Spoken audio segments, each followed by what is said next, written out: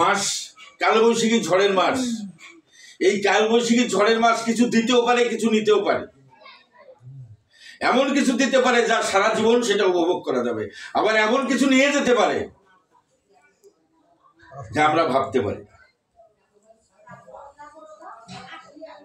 ব্রহ্মা বিষ্ণু শিব এদের যে 30 শক্তি, এই 30 শক্তি এমন এমন জিনিস সৃষ্টি করে গেছেন, অর্থাৎ বাতাস, আগুন, জল, তাই না?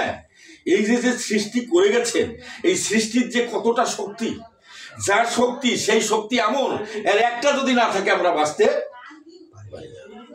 আবার এই শক্তি যদি পূর্ণরূপে সেইভাবে আমাদের ধ্বংস করার জন্য যদি প্রয়োগ করে, তাহলে আমরা কিন্তু কেউ বাঁচে থাকতে। এই শুভ দিনে আমরা অপরাধী, আমরা এমন কিছু কর্ম করি না, এমন কিছু ভালো কর্ম করি না যাতে করে ঠাকুর আমাদের নিজ গুণে কৃপা করবে। এই জন্য ঠাকুরের কাছে আমাদের ক্ষমা প্রার্থনা করা ছাড়া আর কিছুই নেই।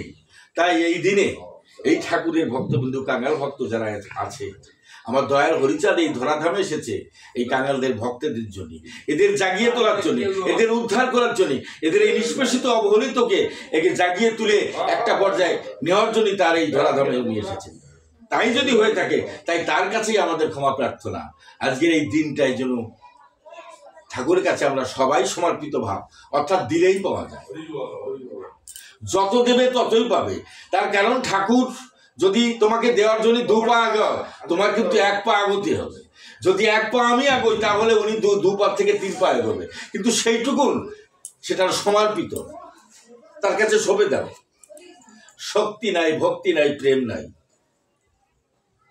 তোমার অনুষ্ঠান, তোমার নামকীর্তন, তোমার এই লীলামৃত পাঠ, তোমার ওই গুরুচাঁদ চরিত্র শুদ্ধ পাঠ, এই যে যা যা আছে, আমাদের প্রত্যেকটাই ভুল হয়।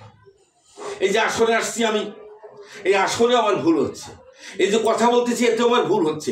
এই যে ত্যাগ, যে যত ত্যাগ করে তাকে দিতে পারবার, তো সে তত ভোগ করার অবস্থান তৈরি করে দেবে কে, যে নিরাকার অবস্থায় বসে আছে। তাই তার পথ ছেড়ে দিতে হবে। যে আমাদের এই যে কটা দিন তুমি ধরাধামে থাকো, তোমার নাম নিয়ে যেন থাকতে পারি, এবং তুমি তোমার এই যে দেহ তুমি দিয়েছ, যে কাঙালদের তুমি ধরাধামে পাঠিয়েছো, সেই কাঙালদের তোমার পাঠপথে রেখো। যখন তার পাঠপথে স্থান দেবে, তখন তোমাকে রক্ষা করার দায়িত্ব তার পর অর্পিত হবে, এবং সেই ভার যখন তোমার পর অর্পিত হবে, তখন আর তোমার কোনো জ্বালা যন্ত্রণা থাকবে না, কোনো ব্যথা থাকবে না, কোনো কষ্ট থাকতে পারে। এটাই ধর্ম, এটাই বাস্তব। আমার হরিচাঁদ গুরুচাঁদের লীলা দর্শন যা কিছু দিয়ে গেছে, এটা ধরে রাখলেই হয়।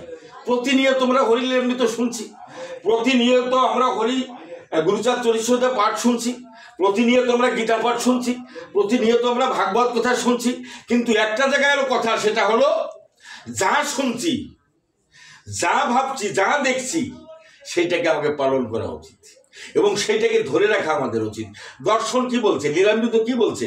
আজকে আমার চন্দ্রাবদন দাদা, ভূপতি রঞ্জন বালা এখানে একটা সংক্ষেপে একটা কথা বলে গেছে, অর্থাৎ আমার হরিচাঁদ গুরুচাঁদের লীলা দর্শনে কৃষ্ণ দর্শন। কৃষ্ণ দর্শন হলো কিভাবে হলো? এই যে দেওয়ানা প্রেম কখন দর্শন হয়? যখন দেওয়াটা পূর্ণ হয়ে যায়, যখন ঠাকুরের কাছে